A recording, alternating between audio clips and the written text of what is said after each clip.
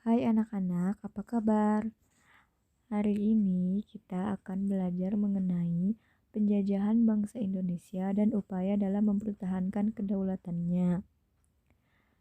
Materi pertama akan dijelaskan oleh Ibu Betty Kartika, yang kedua ada Ibu Ega, yang ketiga ada Ibu Erina Nihayati, yang keempat ada Ibu Haniah Nisrina, yang kelima ada Ibu Hoirun Nisa, yang keenam ada Pak Nawal, yang ketujuh ada Ibu Rindu, yang kedelapan ada Ibu Syifa, yang kesembilan ada Ibu Syifa Fikri Nadia, dan yang terakhir ada Pak Yusril. Silahkan disimak videonya ya. Sekarang kita akan membahas mengenai peristiwa kedatangan bangsa Barat. Mulai akhir abad ke-15, bangsa Eropa berusaha melakukan penjelajahan samudra. Bangsa Eropa yang pertama menjajah Indonesia adalah bangsa Portugis, yang pertama kali mendarat di Malaka pada tahun 1511. Berikutnya ialah bangsa Spanyol, yang mendarat di Tidore, Maluku pada tahun 1521. Kemudian disusul oleh bangsa Inggris dan bangsa Belanda. Kapal-kapal Belanda pertama kali mendarat di Pelabuhan Banten pada tahun 1596. Selanjutnya, apa sih faktor-faktor pendorong penjelajahan samudra? Yuk kita simak. Yang pertama, adanya keinginan mencari kekayaan atau gold. Gold di sini bukan arti kata sebenarnya, karena sebenarnya gold di sini adalah rempah-rempah. Kenapa bisa disebut gold? Karena pada saat itu di Eropa harga rempah-rempah sama dengan harga emas. Dan mereka sangat membutuhkan rempah-rempah untuk industri obat-obatan dan bumbu masak lainnya. Yang kedua, adanya keinginan menyebarkan agama atau gospel. Selain mencari kekayaan dan tanah jajahan, bangsa Eropa juga membawa misi khusus, yaitu menyebarkan agama terhadap penduduk daerah yang dikuasainya. Tugas mereka ini dianggap sebagai tugas suci yang harus dilaksanakan ke seluruh dunia dan dipelopori oleh bangsa Portugis. Yang ketiga, adanya keinginan mencari kejayaan atau glory. Di Eropa, ada suatu anggapan bahwa apabila suatu negara mempunyai banyak tanah jajahan, negara tersebut termasuk negara yang jaya atau negara glory. Dengan adanya anggapan ini, negara-negara Eropa berlomba-lomba untuk mencari tanah jajahan sebanyak-banyaknya. Yang keempat adalah perkembangan ilmu pengetahuan dan teknologi. Ilmu pengetahuan dan teknologi berkembang pesat, contohnya seperti berikut. 1. Dikembangkannya teknik pembuatan kapal yang dapat digunakan untuk mengarungi samudra luas. Yang kedua, ditemukannya mesiu untuk persenjataan. Senjata dapat digunakan untuk melindungi pelayaran dari ancaman bajak laut dan sebagainya. Dan yang ketiga, ditemukannya kompas. Kompas digunakan sebagai petunjuk arah sehingga para penjelajah tidak lagi bergantung kepada kebiasaan alam. Untuk menentukan arah, biasanya mereka berpedoman pada bintang, sehingga jika angkasa tertutup awan, mereka tidak dapat meneruskan pelayarannya. Dengan kompas, mereka bebas berlayar ke arah manapun tanpa gangguan baik siang maupun malam. Peristiwa-peristiwa pada masa pemerintahan kolonial Inggris dan Belanda.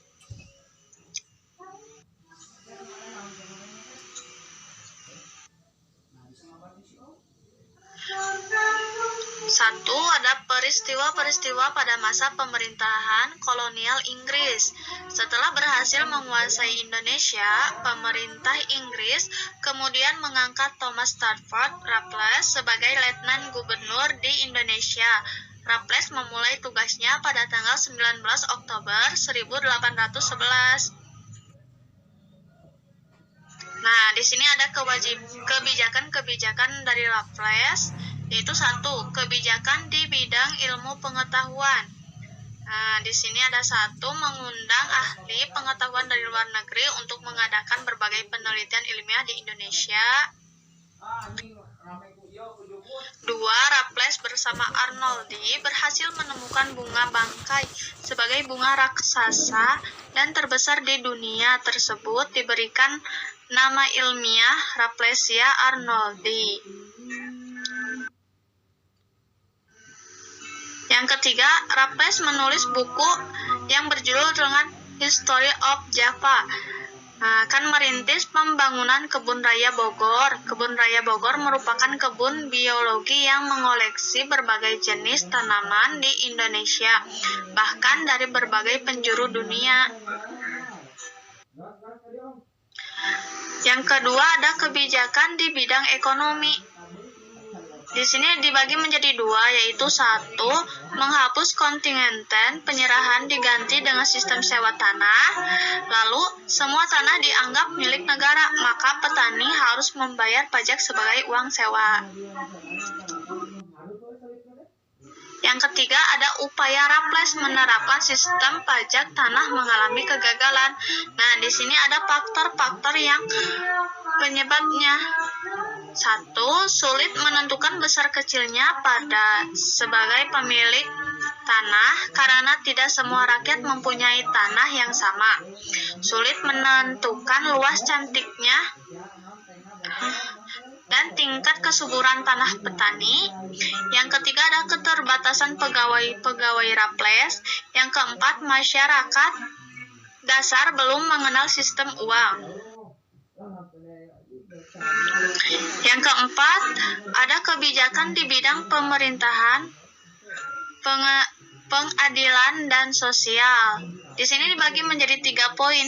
Nah, poin yang pertama, Pulau Jawa dibagi menjadi 16 karesidenan, termasuk Yogyakarta dan Sukarta.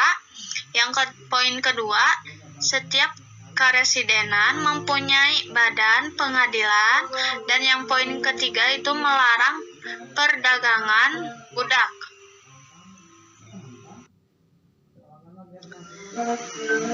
Nah, itu adalah peristiwa-peristiwa pada masa kolonial Inggris ya. Sekarang kita lanjut ke peristiwa-peristiwa pada masa pemerintahan kolonial Belanda. Nah, pada tahun 1595, Belanda berangkat dari Eropa di bawah pimpinan Cornelis de Houtman dan sampai di Indonesia pada tahun 1996 dengan mendarat di Banten. Sejak pelayaran de Houtman, banyak terdiri perusahaan-perusahaan dagang Belanda yang masing-masing memiliki kapal sendiri dan berlayar ke Indonesia.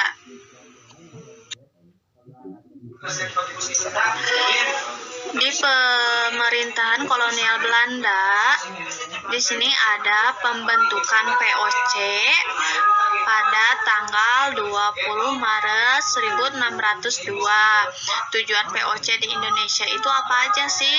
Di sini ada 1, menguasai pelabuhan penting. 2, menguasai kerajaan-kerajaan di Indonesia.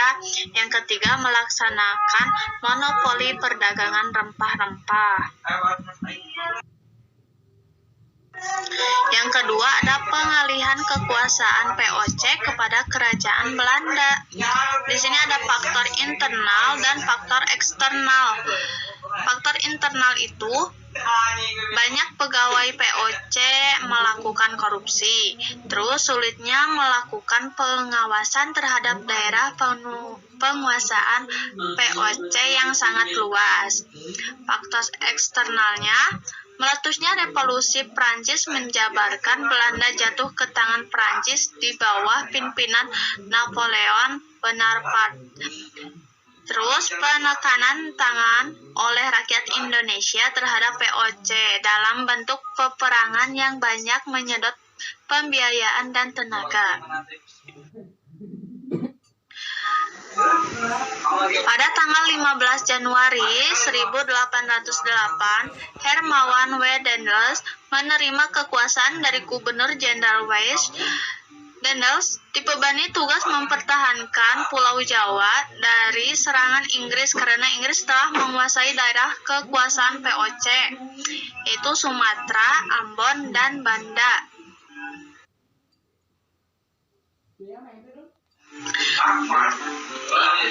Nah, di sini ada langkah-langkah yang ditempuh Dendels, yaitu meningkatkan jumlah tentara dengan cara mengambil dari berbagai suku bangsa di Indonesia, membangun pabrik senjata di Semarang dan Surabaya, membangun pangkalan armada di Anyer dan Ujung Kulon, membangun jalan raya dari Anyer hingga Penarukan sepanjang lebih kurang 1.100 km, lalu membangun benteng-benteng pertahanan. Dendels menerapkan sistem kerja paksa atau rodi, dan Dendels juga melakukan berbagai usaha untuk mengumpulkan dana dalam menghadapi Inggris, antara lain di sini ada mengadakan penyerahan hasil bumi, memaksa rakyat menjual hasil buminya kepada pemerintah Belanda dengan harga murah, terus mewajibkan rakyat Priangan untuk menanam kopi dan menjual tanah-tanah. Bismillahirrahmanirrahim. Assalamualaikum warahmatullahi wabarakatuh. Sebelumnya perkenalkan, nama saya Yusril Syahbudin dengan nomor induk mahasiswa 210600024. Di sini saya akan menerangkan tentang peristiwa perlawanan terhadap Portugis. Silahkan simak video berikut ini. Terima kasih. Setelah Malaka dapat dikuasai oleh Portugis pada tahun 1511, terjadilah persaingan dagang antara pedagang-pedagang Portugis dan pedagang di Nusantara. Portugis ingin selalu menguasai perdagangan, maka terjadilah perlawanan-perlawanan terhadap Portugis. Perlawanan tersebut antara lain sebagai berikut. Yang pertama, Sultan Ali Mughayat Shah dari 1514 sampai 1528 berhasil membebaskan Aceh dari upaya penguasaan bangsa Portugis. Dan yang kedua ada Sultan Alauddin Riayat Shah dari 1537 sampai 1568 berani menantang dan mengusir Portugis yang bersekutu dengan Johor.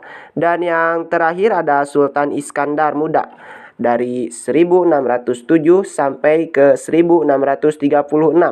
Raja Kerajaan Aceh yang terkenal sangat gigih melawan Portugis adalah Iskandar Muda pada tahun 1615 dan 1629. Iskandar Muda melakukan serangan terhadap Portugis di Malaka. Pada awalnya, Portugis diterima dengan baik oleh raja setempat dan diizinkan mendirikan benteng. Namun, lama-kelamaan rakyat Ternate mengadakan perlawanan karena Portugis serakah ikut campur dalam pemerintahan, membenci agama rakyat Ternate, dan bersikap sewenang-wenang. Rakyat Ternate dipimpin oleh Sultan Hairun bersatu dengan Tidore melawan Portugis, sehingga Portugis terdesak. Pada waktu terdesak, Portugis mendatangkan bantuan dari Malaka dipimpin oleh Antoni Galpo, sehingga Portugis mampu bertahan di Maluku.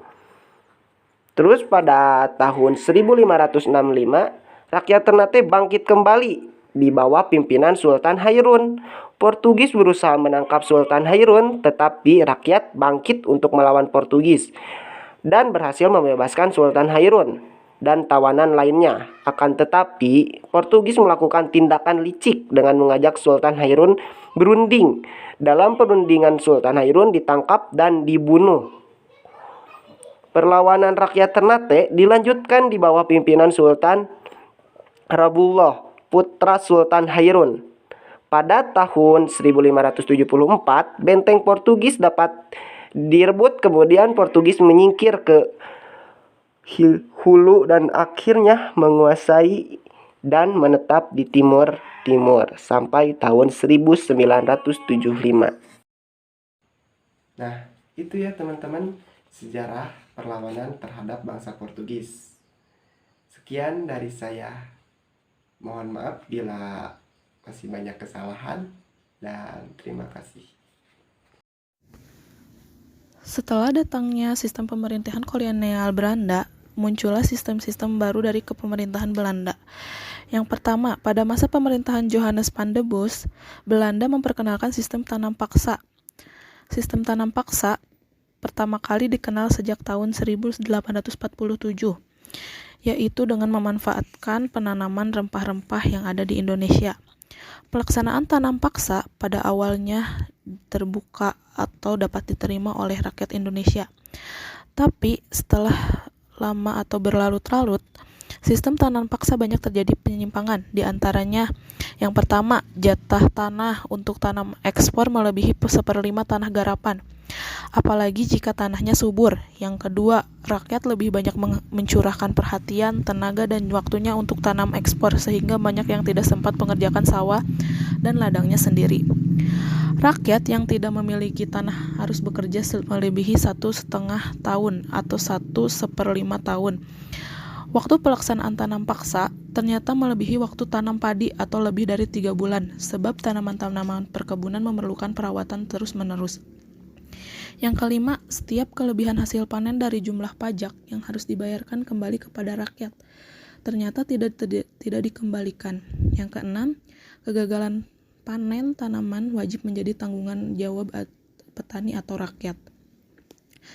Adanya penyimpangan-penyimpangan tersebut membuat rakyat semakin menderita, membuat rakyat menjadi terbengkalai, sehingga banyaknya gagal panen, rakyat menderita, wabah penyakit di mana-mana.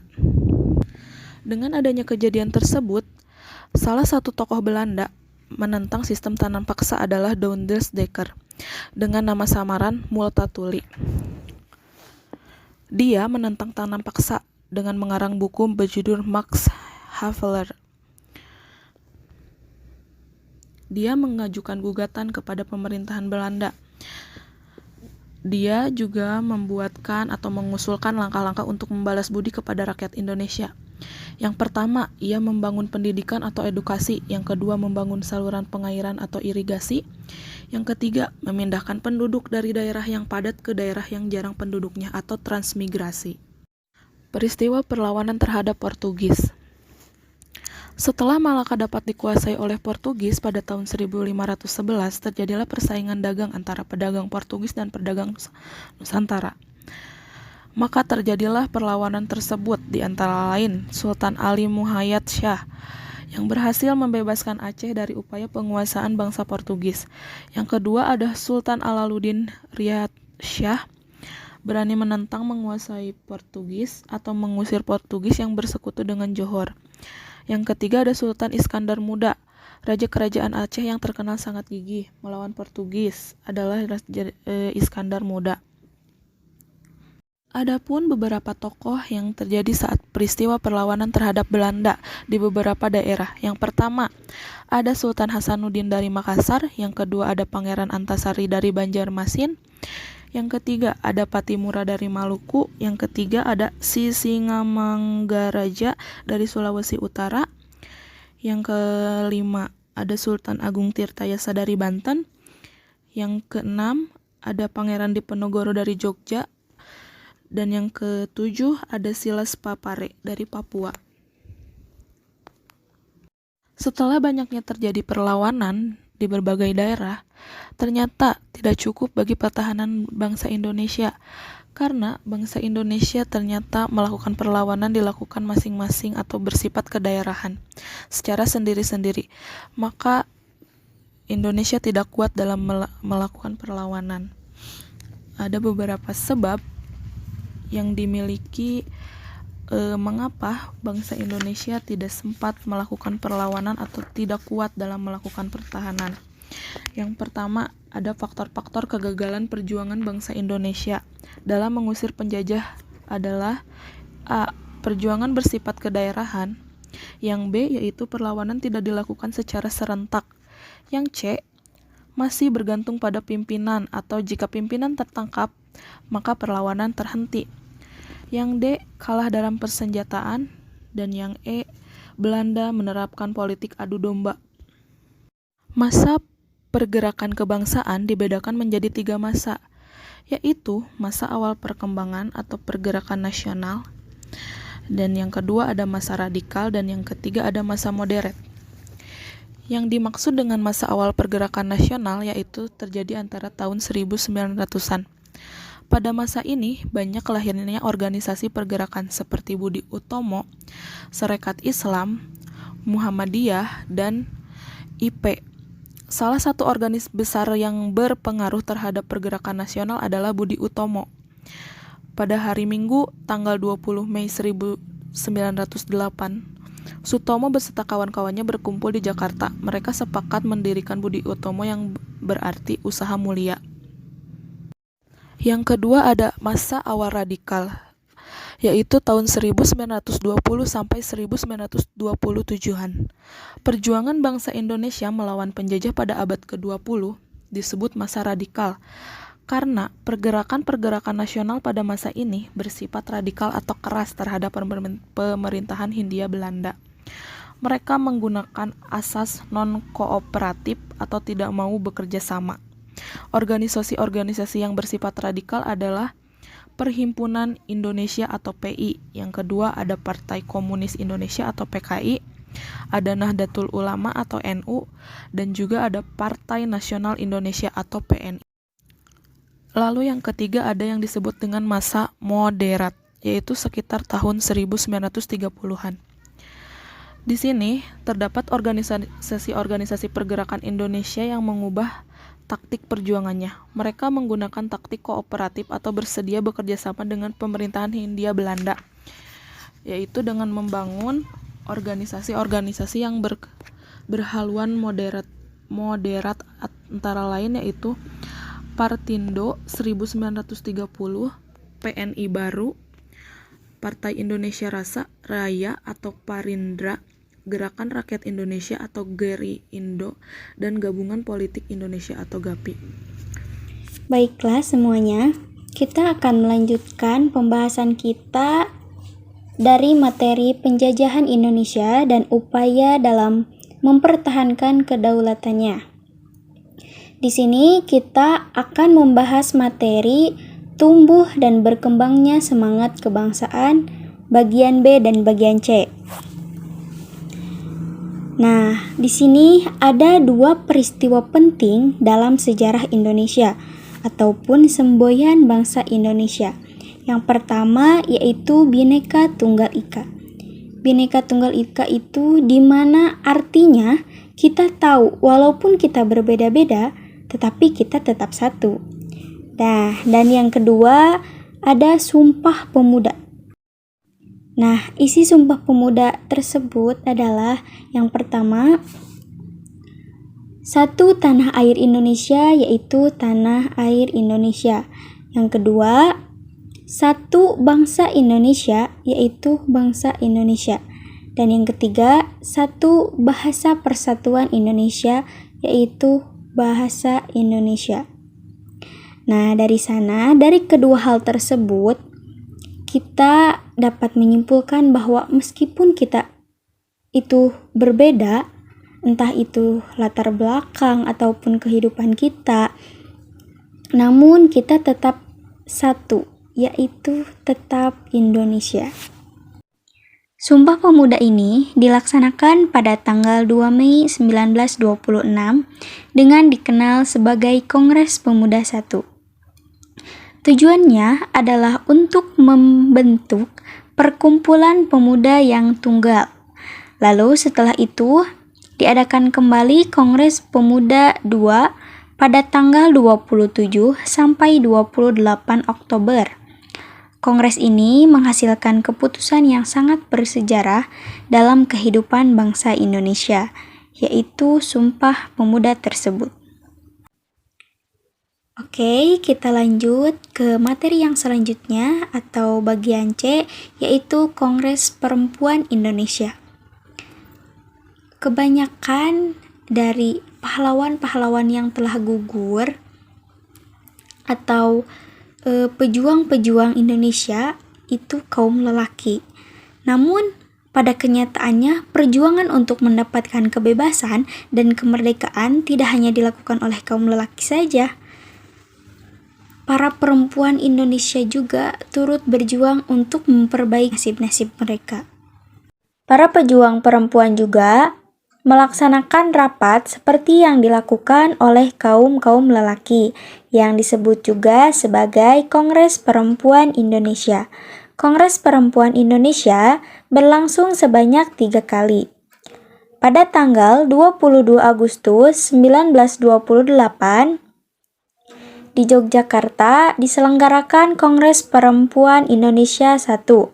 Lalu, pada tanggal 20 sampai 24 Juli 1935 diadakan kembali Kongres Perempuan Indonesia II di Jakarta yang dipimpin oleh Nyonya Sri Mangun Sakoro. Kemudian, Kongres Perempuan Indonesia ketiga berlangsung di Bandung pada tanggal 23 sampai 28 Juli 1938 yang dipimpin oleh Nyonya Emma Puradireja tentang hak pilih dan dipilih bagi wanita di Badan Perwakilan. Baik, di sini saya akan sedikit memaparkan tentang peristiwa seputar proklamasi kemerdekaan. Bangsa Indonesia pernah mengalami masa penjajahan cukup lama. Selama penjajahan, bangsa Indonesia mengalami penderitaan. Oleh karena itu, bangsa Indonesia semangat untuk melepaskan diri dari penjajah. Namun, usaha untuk memperoleh kemerdekaan ternyata tidak mudah. Indonesia harus melalui berbagai rintangan dan peristiwa sejarah yang perlu dicatat dan menjadi pelajaran bagi kehidupan bangsa.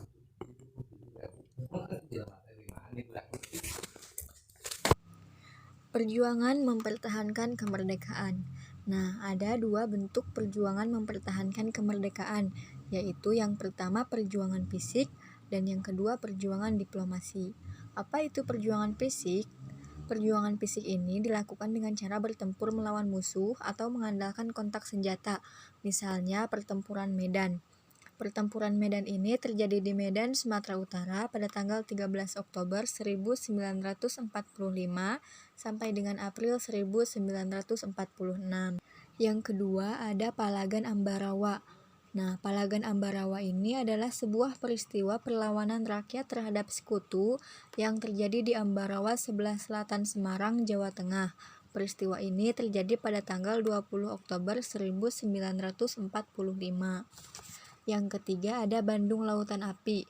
Bandung Lautan Api ini terjadi pada tanggal 23 Maret 1946 dan merupakan peristiwa yang cukup besar di mana terjadinya kebakaran besar di Bandung yang dalam waktu 7 jam sekitar 200.000 penduduk membakar rumah mereka dan meninggalkan kota menuju pegunungan di daerah selatan Bandung.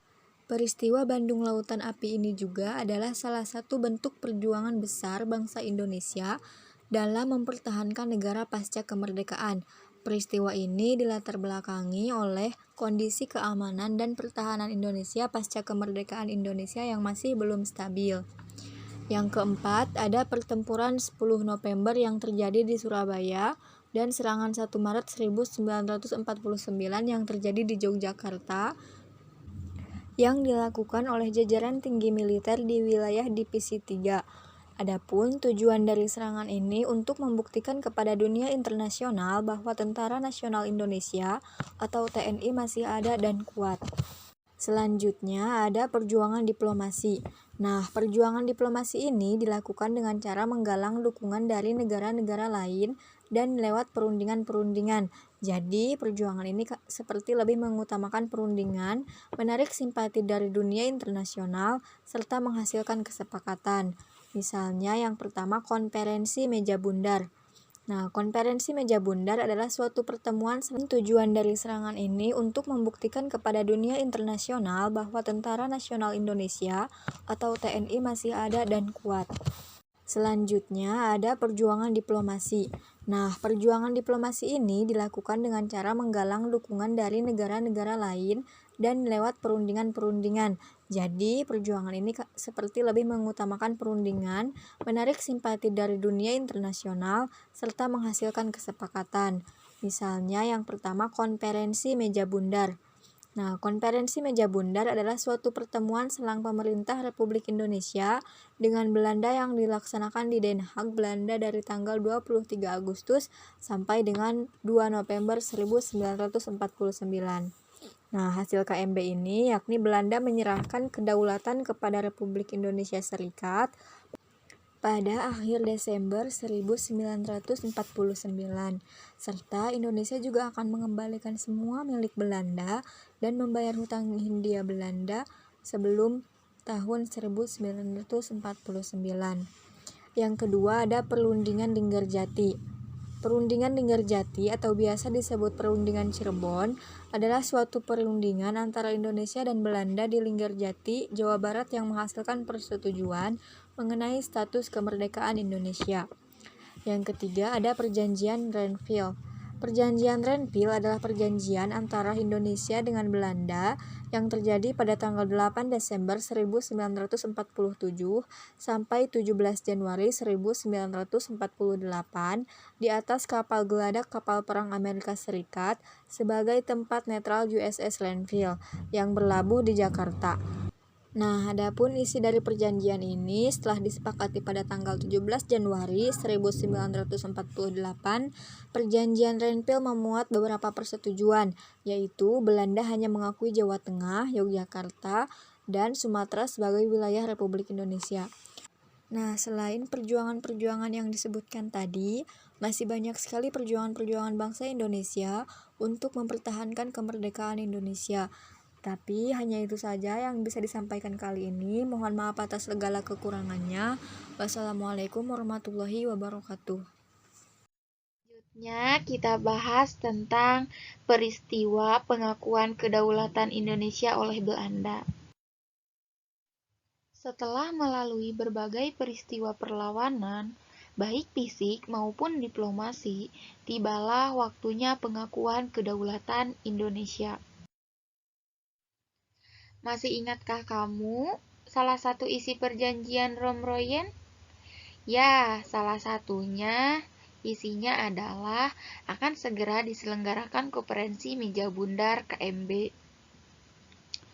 Tindak lanjut perjanjian Romroyen adalah diselenggarakannya konferensi meja bundar atau disingkat dengan KMB.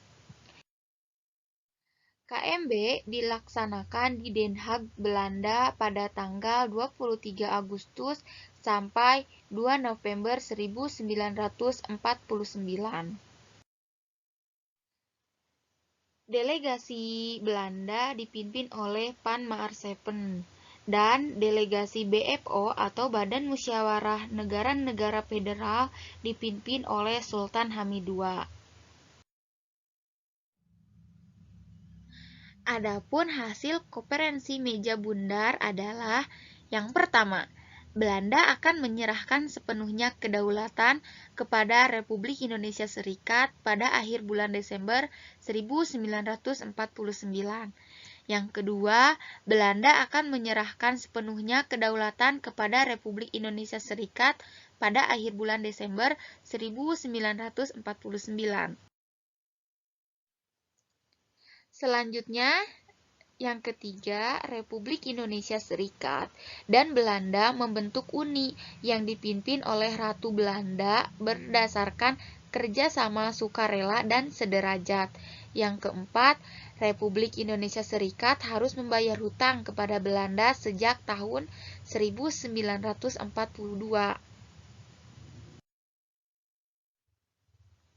Dan yang kelima, pembubaran KNIL dan memasukkan anggota KNIL ke APRIS. Yang keenam, kapal-kapal perang Belanda ditarik kembali dari Indonesia. Dan yang ketujuh, Konstitusi Republik Indonesia Serikat dipermaklumkan kepada Kerajaan Belanda. Selain itu, hasil KMB juga mengembalikan wilayah-wilayah Indonesia menjadi satu kesatuan, kecuali Irian Barat. Dan sesuai hasil kesepakatan dalam Konferensi Meja Bundar pada tanggal 27 Desember 1949, diadakan upacara pengakuan kedaulatan dari pemerintah Belanda kepada Republik Indonesia Serikat. Namun sebelumnya pada tanggal 17 Desember 1949 diadakan pelantikan Presiden Republik Indonesia Serikat, yaitu Insinyur Soekarno.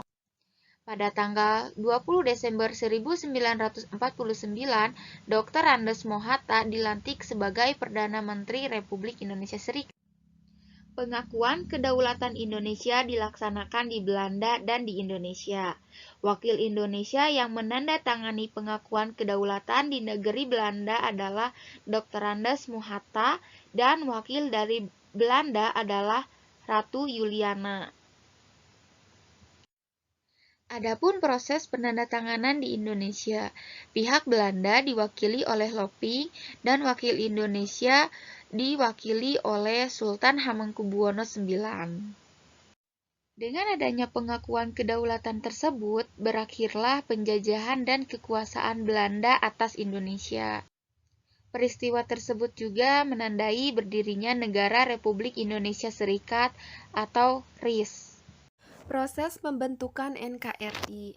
Setelah meraih kemerdekaan pada tanggal 17 Agustus 1945, bangsa Indonesia harus membentuk suatu negara untuk mempertahankan kedaulatannya. Adapun hal-hal yang harus dilakukan dalam pembentukan negara Republik Indonesia antara lain pembentukan kelengkapan pemerintahan, pembentukan Komite Nasional Indonesia, pembentukan alat kelengkapan keamanan negara, dan pembentukan lembaga pemerintahan di seluruh daerah di Indonesia. Peristiwa pertama yang terjadi dalam proses pembentukan NKRI adalah pembentukan kelengkapan pemerintahan. Peristiwa ini dimulai dengan sidang pertama PPKI pada 18 Agustus 1945 di Gedung Kesenian Jakarta dan dipimpin oleh Insinyur Soekarno serta Dr. Andes Muhammad Hatta sebagai wakilnya. Dari sidang yang berlangsung ini ada 3 keputusan penting yang diambil, yaitu mengesahkan Undang-Undang Dasar 1945 sebagai Konstitusi Republik Indonesia, memilih presiden dan wakil presiden yaitu Insinyur Soekarno sebagai presiden dan Dr. Andes Muhammad Hatta sebagai Wakil Presiden Republik Indonesia. Tugas Presiden untuk sementara waktu dibantu oleh Komite Nasional. Yang kedua, pada 22 Agustus 1945, PPKI mengadakan sidang kedua yang membahas tentang rencana pembentukan Komite Nasional dan Badan Keamanan Rakyat. Komite Nasional dibentuk di seluruh Indonesia, namun pusatnya berada di Jakarta. Tujuan dari pembentukan Komite Nasional ini adalah untuk mewujudkan cita-cita bangsa Indonesia dalam menyelenggarakan kemerdekaan Indonesia yang berdasarkan kedaulatan rakyat. Ketiga, pembentukan alat kelengkapan keamanan negara. Selain membahas mengenai pembentukan Komite Nasional, rapat PPKI pada 22 Agustus 1945 juga memutuskan pembentukan Badan Keamanan Rakyat atau BKR. BKR ditetapkan menjadi bagian dari Badan Penolong Keluarga Korban Perang atau BPKKP yang bertujuan untuk memelihara keselamatan masyarakat, juga merawat korban perang. Yang keempat, peristiwa lainnya yang terjadi dalam proses pembentukan NKRI adalah pembentukan lembaga pemerintahan di seluruh daerah di Indonesia. Bentuk pemerintah daerah di Indonesia ini diatur pada Undang-Undang Dasar 1945 Pasal 18. Berdasarkan peraturan undang-undang ini diatur bahwa setiap daerah provinsi akan dibagi menjadi daerah yang lebih kecil. Selain itu, dari keputusan sidang PPKI tanggal 18 Agustus 1945 ditetapkan juga bahwa tugas presiden akan dibantu oleh Komite Nasional. Kegiatan mengisi kemerdekaan negara Indonesia. Kemerdekaan Negara Kesatuan Republik Indonesia didapatkan dengan cara yang tidak mudah dan tidak murah. Bertahun-tahun, para pemimpin bangsa ini berupaya dengan berbagai macam cara untuk melepaskan diri dari penjajahan bangsa lain. Ribuan nyawa manusia juga telah melayang dalam upaya ini. Kini, Indonesia telah merdeka dan berdaulat. Namun, banyak hal yang harus dilakukan untuk mengisinya dalam rangka pembangunan bangsa Indonesia yang seutuhnya seperti yang dicita-citakan para pendiri bangsa ini. Generasi penerus bangsa harus mengupayakan agar pembangunan manusia seutuhnya ini dapat dilakukan terus-menerus dengan berbagai cara. Cara-cara yang dapat dilakukan antara lain adalah mencintai dan bangga menjadi bangsa Indonesia. Hal ini dapat dimulai dengan memahami dan mengamalkan nilai-nilai dalam Pancasila sebagai dasar negara dan mengenal budaya bangsa sendiri. Rasa cinta tanah air dan bangsa dapat dipupuk dan dilakukan dengan kegiatan-kegiatan sederhana, seperti mengunjungi berbagai daerah di Indonesia dan mengenal cara hidup dan nilai-nilai masyarakatnya. Selain itu, kemerdekaan harus diisi dengan membangun kualitas manusia Indonesia. Para pemuda hendaknya dapat menggunakan masa kemerdekaan bangsa dengan menuntut ilmu setinggi-tingginya dan berkarya untuk membangun negara sendiri. Berbagai ilmu dan teknologi hendaknya dikuasai untuk memajukan kehidupan berbangsa dan bernegara, dan untuk menuju masyarakat Indonesia yang sejahtera.